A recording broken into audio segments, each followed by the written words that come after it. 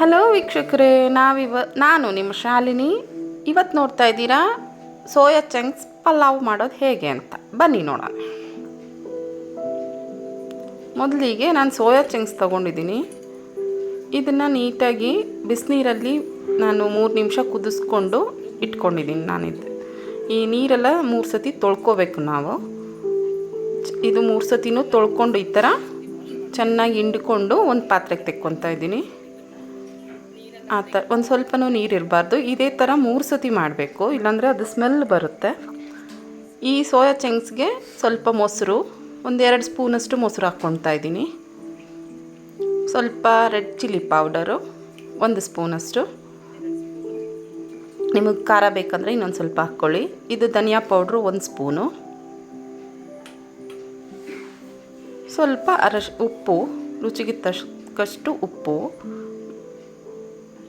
ಮತ್ತು ಸ್ವಲ್ಪ ಅರಶಿನ ಹಾಕ್ಕೊಂಡು ಮ್ಯಾರಿನೇಟ್ ಮಾಡ್ಕೋಬೇಕಿದು. ಫಸ್ಟ್ ನಾವು ನೀಟಾಗಿ ಕಲಿಸ್ಕೊಂಡು ಇದು ಮ್ಯಾರಿನೇಟ್ ಆಗಲಿ ಸ್ವಲ್ಪ ಹೊತ್ತು.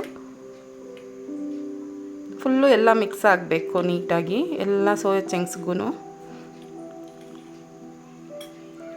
ಇದು ಸೈಡ್ಗೆ ಎತ್ತಿಟ್ಕೊಳ್ಳೋಣ.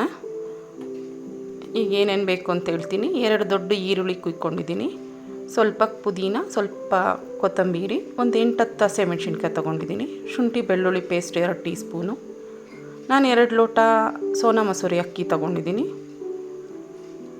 ಎಣ್ಣೆ, ಒಗ್ಗರಣೆಗೆ 3 ಟೊಮೆಟೊ, 4-5 ಲವಂಗ, 1 ಪೀಸಷ್ಟು ಚಕ್ಕೆ, 3-4 ಏಲಕ್ಕಿ ತೊಗೊಂಡಿದ್ದೀನಿ.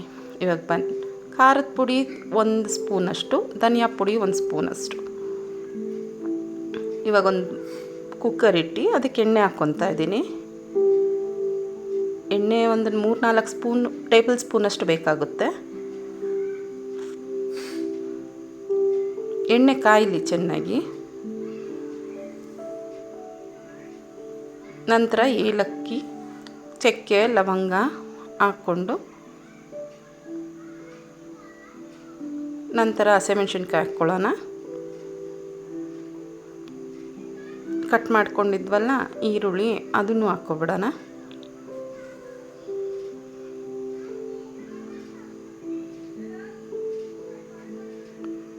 ಇದು ಈರುಳ್ಳಿ ಕಲರ್ ಚೇಂಜ್ ಆಗಬೇಕು, ಅಲ್ಲಿವರೆಗೂ ಫ್ರೈ ಮಾಡ್ಕೊಳ್ಳಿ.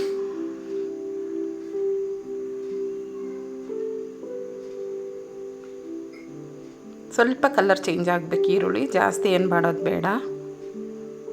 ಈ ಟೈಮಲ್ಲಿ ಸ್ವಲ್ಪ ಚೇಂಜ್ ಆಗಿದೆ ನೋಡಿ. ಈ ಟೈಮಲ್ಲಿ ಶುಂಠಿ ಬೆಳ್ಳುಳ್ಳಿ ಪೇಸ್ಟ್ ಆ್ಯಡ್ ಮಾಡ್ಕೊತಾ ಇದ್ದೀನಿ. ಶುಂಠಿ ಬೆಳ್ಳುಳ್ಳಿ ಪೇಸ್ಟು ಹಸಿ ವಾಸನೆ ಹೋಗೋವರೆಗೂ ಸ್ವಲ್ಪ ಬಾಡಿಸ್ಕೊಳ್ಳಿ. ಅದು ತಳ ಕಚ್ಚಿಬಿಡುತ್ತೆ, ನೋಡ್ಕೊಂಡು ಕೈ ಆಡಿಸ್ಕೊತಾನೆ ಇರಬೇಕು ಹಸಿ ವಾಸನೆ ಹೋಗೋವರೆಗೂ. ಈ ಟೈಮಲ್ಲಿ ಸ್ವಲ್ಪ ಉಪ್ಪು ಹಾಕ್ಕೊಳ್ಳಿ, ಬೇಗ ಈರುಳ್ಳಿ ಬಾಡುತ್ತೆ.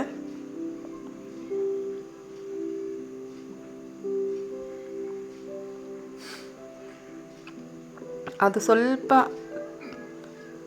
ಚೆನ್ನಾಗಿ ಬಾಡಬೇಕು. ಈರುಳ್ಳಿ ಸ್ವಲ್ಪ ಕಲರ್ ಚೇಂಜ್ ಆಗಬೇಕು, ಹಸಿ ವಾಸನೆ ಶುಂಠಿ ಬೆಳ್ಳುಳ್ಳಿ ಪೇಸ್ಟದು ಹೋಗಬೇಕು ಅಲ್ಲಿವರೆಗೂ.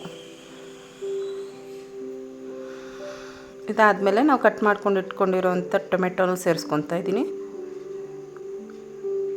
ಟೊಮೆಟೊ ಸೇರಿಸ್ಕೊಂಡು ಚೆನ್ನಾಗಿ ಮಿಕ್ಸ್ ಮಾಡ್ಕೊಳ್ಳಿ.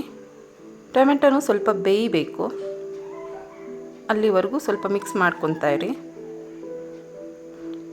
ಒಂದು ಲಿಡ್ ಹಾಕಿ ಮುಚ್ಚಿಬಿಡಿ, ಅದು ಬೇಯಬೇಕು. ಅದಕ್ಕೋಸ್ಕರ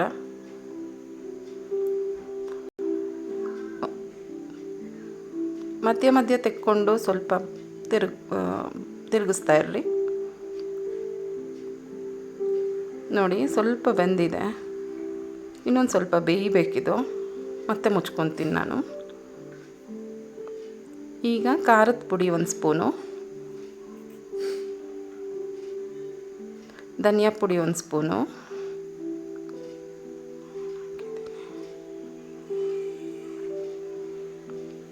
ಗರಂ ಮಸಾಲ 1 ಸ್ಪೂನು ಹಾಕ್ಕೊಂಡು ಚೆನ್ನಾಗಿ ಮಿಕ್ಸ್ ಮಾಡ್ಕೊಳ್ಳಿ. ಅದು ಚೆನ್ನಾಗಿ ಮಿಕ್ಸ್ ಆಗಬೇಕು.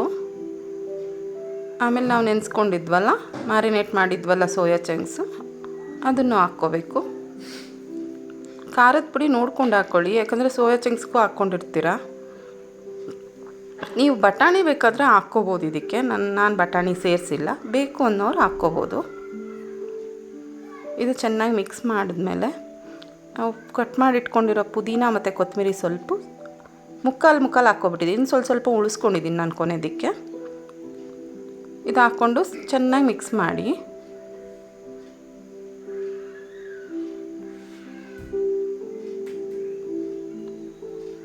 ಚೆನ್ನಾಗಿ ಮಿಕ್ಸ್ ಮಾಡಾದಮೇಲೆ ಈ ಟೈಮ್ ಸ್ವಲ್ಪ ಅದು ಬೇಯಬೇಕು, ಅದಕ್ಕೆ ಮತ್ತೆ ಲಿಡ್ ಕ್ಲೋಸ್ ಮಾಡಿಬಿಟ್ಟಿಡಿ.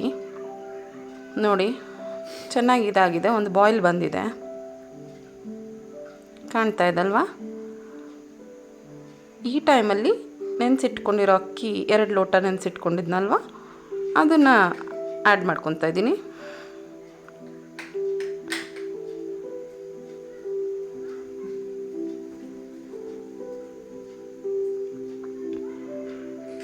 ಮಿಕ್ಸ್ ಮಾಡ್ಕೊಳ್ಳೋಣ. ಫುಲ್ಲು ಅಕ್ಕಿಗೆಲ್ಲ ಅದು ಪೂರ್ತಿ ಮಿಕ್ಸ್ ಮಾಡ್ಕೊಳ್ಳೋಣ. ನಾನಿಲ್ಲಿ 2 ಲೋಟ ಅಕ್ಕಿಗೆ 4 ಲೋಟ ನೀರು ಹಾಕ್ತಾಯಿದ್ದೀನಿ. ನೋಡಿ ಒಂದು ಕುದಿ ಅದು ಬಾಯ್ಲ್ ಬಂತು, ಸೊ ಆ್ಯಡ್ ಮಾಡ್ಕೊತಾ ಇದ್ದೀನಿ ನೀರನ್ನ ಫುಲ್ಲು.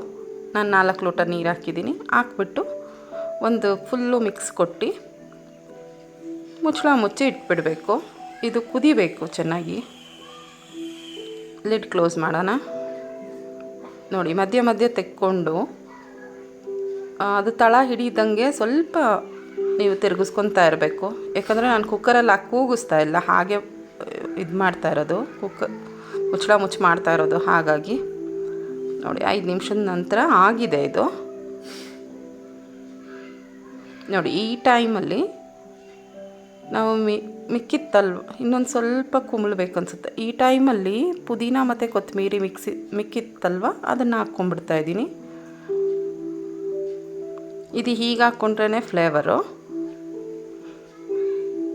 ಇದು ಚೆನ್ನಾಗಿ ಮಿಕ್ಸ್ ಮಾಡೋಣ. ಈಗ ನಾನು ಸ್ಟವ್ ಆಫ್ ಮಾಡಿದ್ದೀನಿ. ಆಫ್ ಮಾಡಿದ ನಂತರ ಇದು ಸೇರಿಸ್ಕೊತಾ ಇರೋದು. ಒಂದು 2-3 ನಿಮಿಷ ಸುಮ್ಮನೆ ಲಿಡ್ ಮುಚ್ಚಿಡೋಣ. ನೋಡಿ ಈ ಥರ ಆಗಿದೆ. ನೀವು ಒಂದು ಸತಿ ಟ್ರೈ ಮಾಡಿ, ತುಂಬ ಟೇಸ್ಟಿಯಾಗಿರುತ್ತೆ. ಟ್ರೈ ಮಾಡಿಬಿಟ್ಟು ಕಮೆಂಟ್ ಮಾಡಿ, ಶೇರ್ ಮಾಡಿ, ಸಬ್ಸ್ಕ್ರೈಬ್ ಮಾಡಿ ನನ್ನ ಚಾನಲ್ನ. Thank you.